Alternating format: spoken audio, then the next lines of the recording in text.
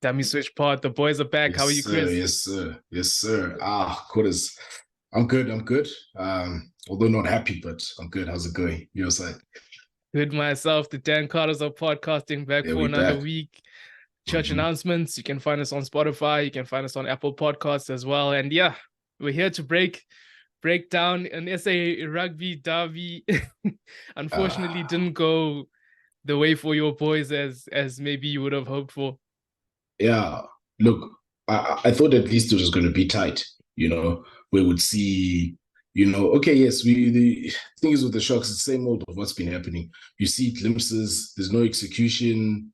And then then you have the Bulls that are right now in a better place, a better team, better squad in terms of what they want to do, Yeah.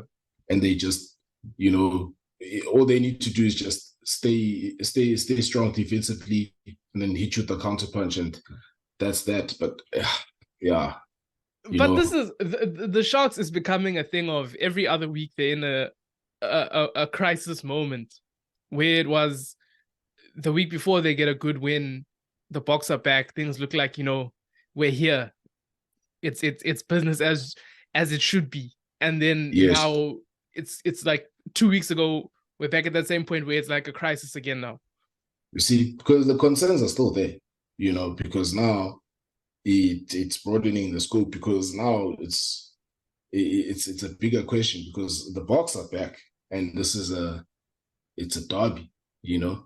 Okay, they're in a different trajectory as a team, but in terms of what you've Yeah. put together, I, I, Yeah. And no, the thing, you know what the thing no, is? Before the game, there's a lot of talk about the back threes versus each other. Bulls back three, impressive. Moody, Arons, mm, you've got Villy there. Sharks back three, more maybe creative. You got Fasi, Janchi, Mapimpi. mm, But it wasn't even about the back three. It was all about the yeah, forwards. It was all the about man for forwards, man, machine for mm, machine, when it was up front. And that I and the think Bulls that's where we defense, saw and I think that's where we saw the biggest difference between the two sides. From the beginning, the attacking intent was there from yes, the Sharks. And especially from kickoff, it was there. And they were winning the no high doubt. ball, and things were looking promising for some time. And I would say for some time until the first line out. And then we proceeded to watch Fez and Bata have a shock of a game. Yeah, and whereas now the last week, he came in, made a difference. It looked a bit better when there was a hooker Yeah. play, but now there's no backup to that, to that showing, and it begs the question now, in terms of the kind of depth that exists, especially Yeah. at hooker, and especially at the Sharks. I think, There is no yeah, depth there. That is a yeah, very, very, very yeah, big problem area for the Sharks, because you look at what happened. Vezambata, I, I think he had two overthrows. He had one scrum free kick. Um, there was and then he got the yellow card. Then they brought on Uster. Uster's first line out, he also makes a mistake. So it's just, and then who else do you have? You have Richardson, that's yeah, not a hooker. So it's a yeah. real problem area, and it's somewhere that conversely you look at the Bulls, and Eka is looking like he might have to go and find his blazer. Yeah, yeah. I pray to take it out of the cupboard, they dust it off, because he's traveled, he's got some miles under the belt, and yeah, look, for the Sharks, it is concerning because, especially because, okay, you've got your box, and Yeah. I think that's the thing that gave that sort of hope that, okay, perhaps it can just get better. Instead, eh, like we say, there's some good touches from individuals, yes, Yeah. but then there's some I'm basic especially, I think, areas, yeah, and then there's some basic areas, poor areas. I mean, Ron Assaf and Rinsberg hasn't been looking after the ball the recent weeks, he had as much as four knock-ons in as much this game. as as much as his intent, his running intensity, his yards that he makes with bullying. And but if you don't have the ball and you don't retain the ball, that doesn't help the team. Yeah. where you're not being consistent. And I think that's where the Sharks are. They're not quite there yet, as a team, to get to a point where they're consistent. I think they're still going to get some more people, the right people in the right places, because I think right now, based on this, it doesn't look like they have that balance, regardless, even if they say, okay, yes, process, but that's part of the process is getting the right people, and sometimes you got to cut people loose, and yeah.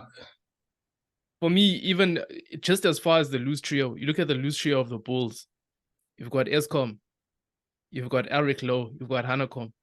Look at the loose trio of the Sharks. You've got Noche there, you've got James Fenter, and you've got Pepsi. Just those three versus each other. As much as there's guys you maybe like or whatever, there's a big gap there. There's a very, very, very big gap there. In terms of the lock, it's a bit, yes, there's quality there. But then you go to the front row as well. You've got Volko Low, Akufana Merva, and Stevie G. Then you look at the Sharks front row. Tutuko, not the greatest scrummager. Ox came on, he did better, but in the end, the Bulls forwards just suffocated them. Yeah, they did. And again, it's just as a result of, for me, the Bulls are much clearer in terms of what they want to do, how they want to play. Yeah. And they've got the right people in there, and we said it even last week, in terms of their planning, what it looks like in terms of the competitions that they'll be playing in. I think they're happier of all the South African franchises, in terms of how far they can push this thing, because at the moment, we must be honest, the Sharks they're not there yet, and it's a patience game now, if we're gonna be honest. Yeah, the Bulls, I must say, looking very well coached, and it's looking as though the players, your coach can take the horse to the water, then the player must drink, and those guys, they're drinking. I mean, you look at the set pieces that they had. They obviously, a coach can tell you from set piece, we're going to do this. It's up to the execution for them to do it, and they're executing it extremely well. So that's one thing I have to say. The players can't, especially with Moody on his neck. You would have thought he would be under pressure. Similani's there, but he's obviously fallen off. So you look at a guy like that and taking the opportunity. Moody as well. He really showed Mapimpi up. Hey, Mapimpi he was on his neck the whole game. And that's just the pressure that the Bulls were able to put to assert on the Sharks, because the Sharks didn't have any dominance. Bulls were just doing what the Sharks weren't, and like you said, executing, getting over the advantage line, looking after their ball. They were doing their basics better than what the Sharks were, and that's what gave them a chance. And again, defensively as well, how that transition defense to attack, and they were taking their chances. So what else were you expecting if you're not going to execute? So it's poor from the Sharks, honestly. It is, and they really need to sort out their set piece. I don't know, man. They need to make some calls there. I don't know how they find themselves in this position. Yes, Bongi is obviously injured, but surely you can there's someone there that can throw a line out. Surely. Goes back to the thing on saying who's next, because we said these things, they happen. So who's the next guys? And that's what I'm saying. Sometimes you got to cut guys loose and, to say, look, I mean, how long has Fezenbat been at the Sharks? Yeah. I'm not just picking on him, but I'm just saying there's quite a handful of guys where you think that by now, they really, being those characters, those guys like Noche he's got the talent, he's got that, but and he's capped, but he's not breaking that. For me, he's not breaking that. But that's just I don't know. That's just I suppose that's just his level. That's where he'll stay. So I'm not expecting him to go and put out world class performances week in, week out. You just expect him to be solid at this point. Yeah, but I'm just saying in terms of where the Sharks want to go, and again with the what they're pumping into that franchise, surely results is got to be something that starts becoming a big factor, Yeah, there's no Cameron Hanekoms there in Durban, guys. What's going on? There's no guys coming through the ranks. I would say Hussein as well had a good game. He Yeah. seems to be back on form. I saw him on one of the games on tour, and he wasn't looking right. So Bulls, they seem to be getting it right at the moment. Mm. I don't know if there's anything else about this game. I Nah. think David Creel as well. The Bulls, they're in a good position right now. As much They're in as a good place.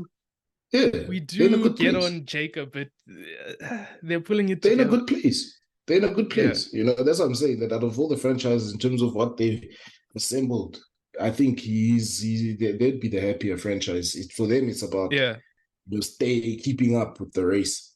Because yeah, it's a long season. And that's going to be the test. But yeah, yeah. Moving on to the next game, Lions versus Dragons. This one, for me, the key thing here was continuity. The Lions, yes, they've been improving. They're looking like a well-coached team. They've got victory under their belt, but now it's continuing. And that's the most impressive thing about it, is that they're showing that, okay, we can do this thing week in, week out. It's not just every third week.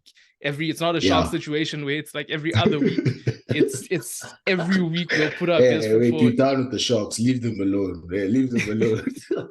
We already dragged them. We already put them in a little bit in the mud. But you're right. You're right. And I think that's what's impressive about the Lions now, is that they also, finding themselves in a good place, playing with 14 men for the most part of the game, and being able to, no matter what, put a team away. If you look at it, almost 50 points, it shows that, the attack, and of course the defensively, because they scored more points than the opposition.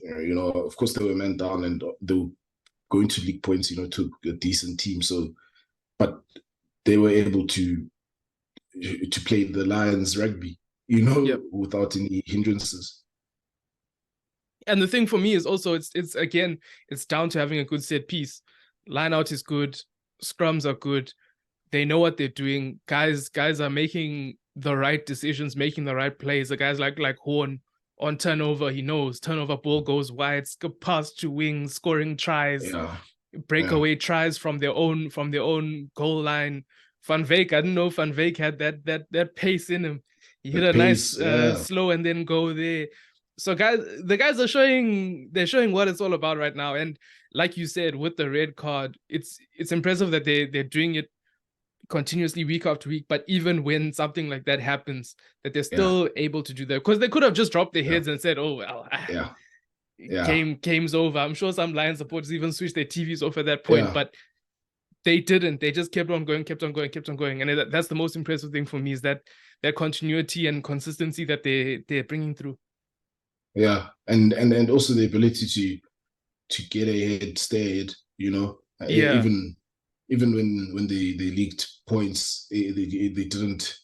When it looked like, okay, almost maybe it can be a potential smash and grab, but they just edged ahead, they really put them away, and that's what I enjoyed the most about that that game from the Lions, is that they were clinical in what they needed to do, and yes, I think there's always room for improvement for them. But I mean, after the charge down, when you saw how they chased back, that charge down cross kick, they chased back. Okay, fine. There was a try, but the work rate to get back and delay that even a bit further, it just shows, again, like we say, how much of a unit they are and where they're going, and it can be good for them. They can maybe bring back bums to Ellis Park. It's not such a bad stadium. It's not such a bad place. It's not. Guys must stop trashing the home of SA Rugby, man. Leave Ellis Park alone. It's an economic indicator that those seats are empty. We're living in tough times, guys. It's not all about the stadium. People are broke. But anyway, besides that, only bad habit I could say is that sometimes when they do have a bit of a lead, they start letting the ball go a bit too much and not doing the hard yards. They just start a bit loosey-goosey, guys throwing skip passes on their own try line.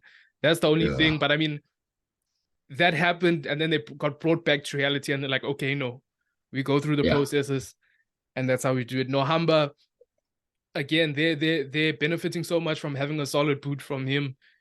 You know, you know the conversions, the penalties. There's that high kick percentage, so I think they're also benefiting from that. And yeah, it's and they're controlling they're controlling the game. Yeah, and they're controlling the game well. They playing rugby on their terms, you know, which makes Lions team dangerous. I think the test is going to be now when they're not necessarily having it their way, you know, how they can wrestle with that. But you know, so far for them, I think so far. But to that point, actually, early on in the game, Dragons were causing them a lot of problems on the ground. Yeah, they're causing them a lot of problems on the ground, and it's almost like they adapted to that, and then they started working harder on that area of the game. Yeah, and it's nice to see those kind of in-game adjustments. Another in-game adjustment I do also want to bring up from the last game was the Sharks couldn't get a line out, so they threw a line out where the guy didn't jump, and that's where they got the maul try from. So it's just nice to see SA players thinking, coming up with solutions in game instead of having a coach in your ear, a guy carrying water telling you what to do. It's guys are making those in-game adjustments, and it's good to see our players thinking. Definitely. But besides that, I just have to.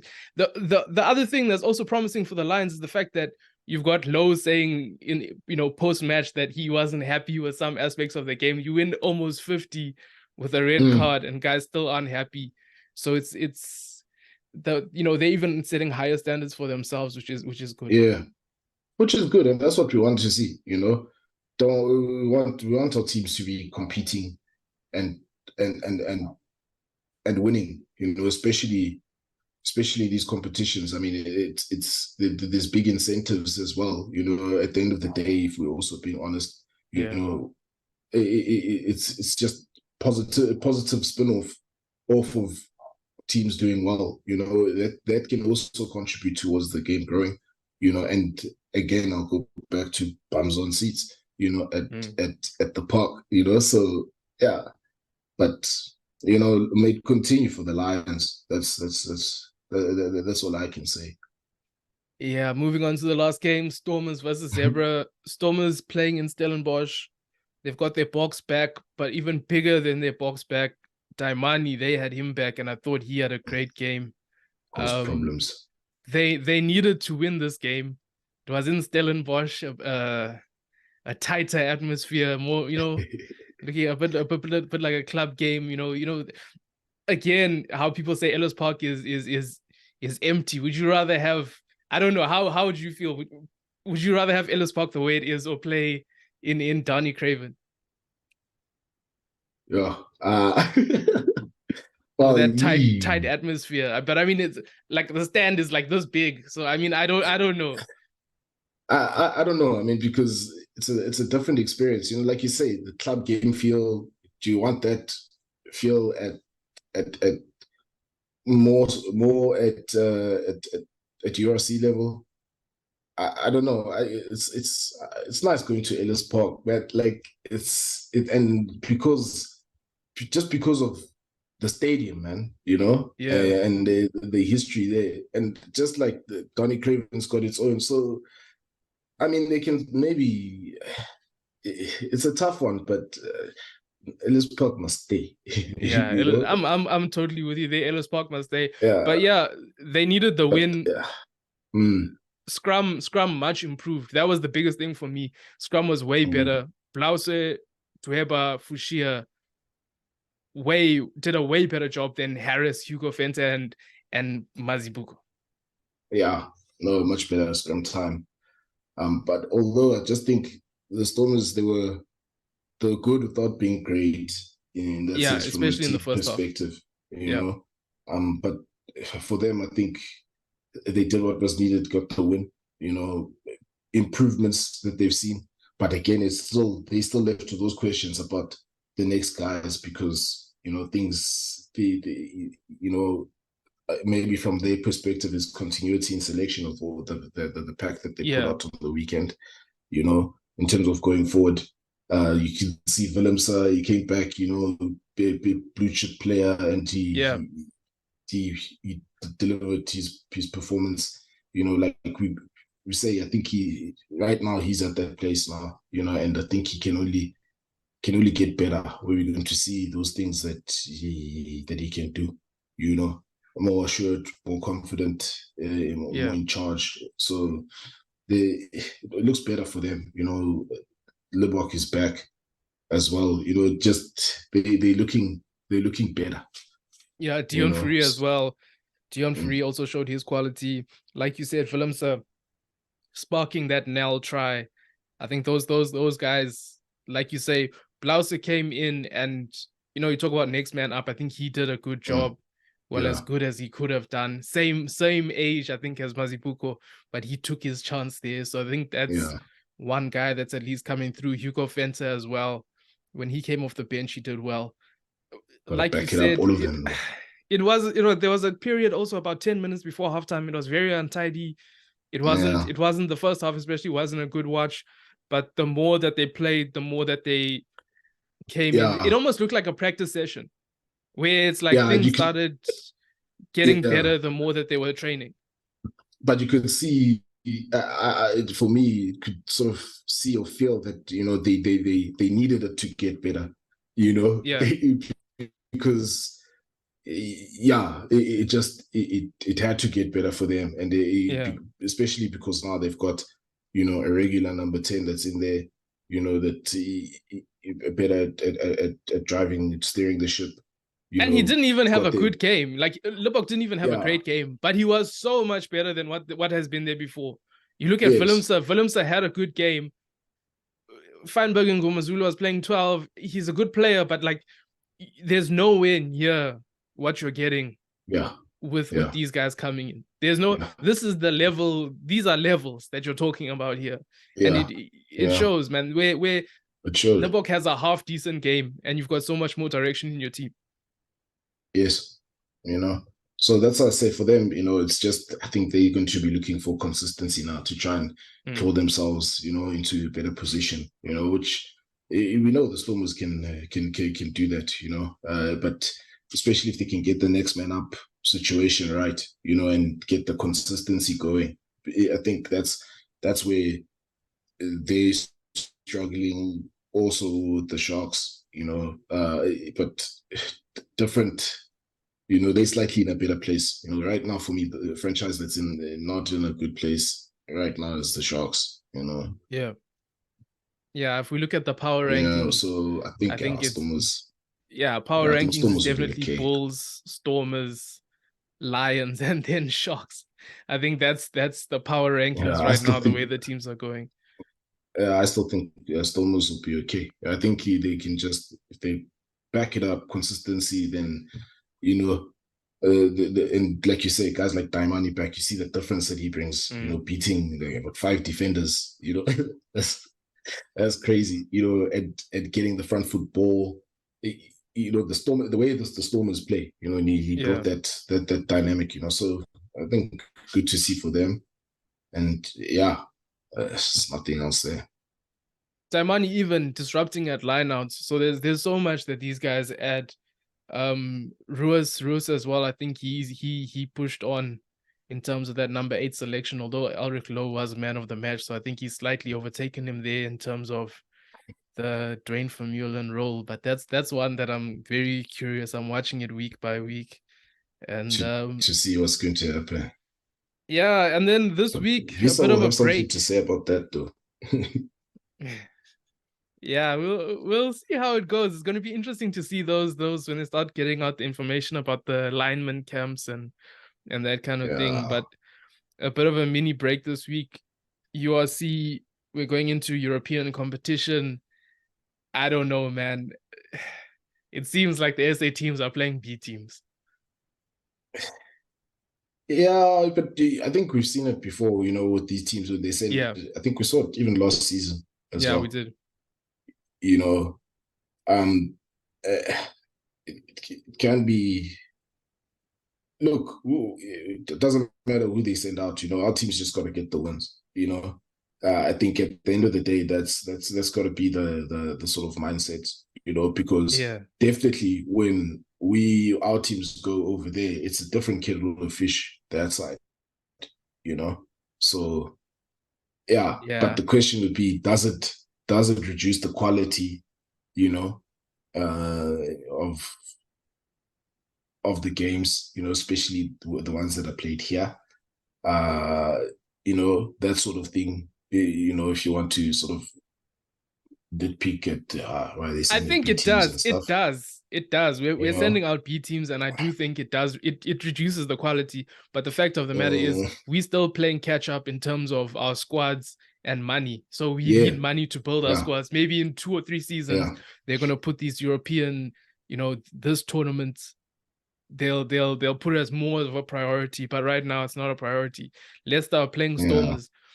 I don't expect to see Pollard versus Liverpool this weekend. I don't expect to see Visa versus Rose. You're gonna see some backups there. But alas, Bulls playing Saracens. Saracens also Yeah, traditionally an SA influence there.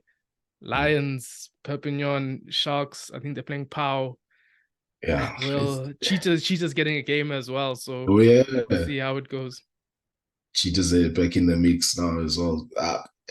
Look, European that Heineken Challenge or Champions Cup, it's a tricky one. I think it's all about that momentum, and Yeah, that's why I say the Bulls. That still lead to us say that the Bulls they in a bit of a better place because they've got a guy that knows he's navigated these streets. So yeah, so so maybe he can take them somewhere. And like you said, the money, the squad, and right now they looking like the better sort of horse to back from a South African context in terms of, okay, they put the squad together, and that's working at the moment, so yeah, maybe the Sharks fortunes will change, and they also, that's what I'm hoping. And yeah, but for all the SA teams, yeah. Any closing remarks, Chris? the Sharks just got to do better, man. I don't know, they got to find something somewhere and just be more consistent. Yeah, and that's it from us. That's it from me, Payme and Films. Eben Betzabeth. They've been Thanks for bits of watching, guys. that.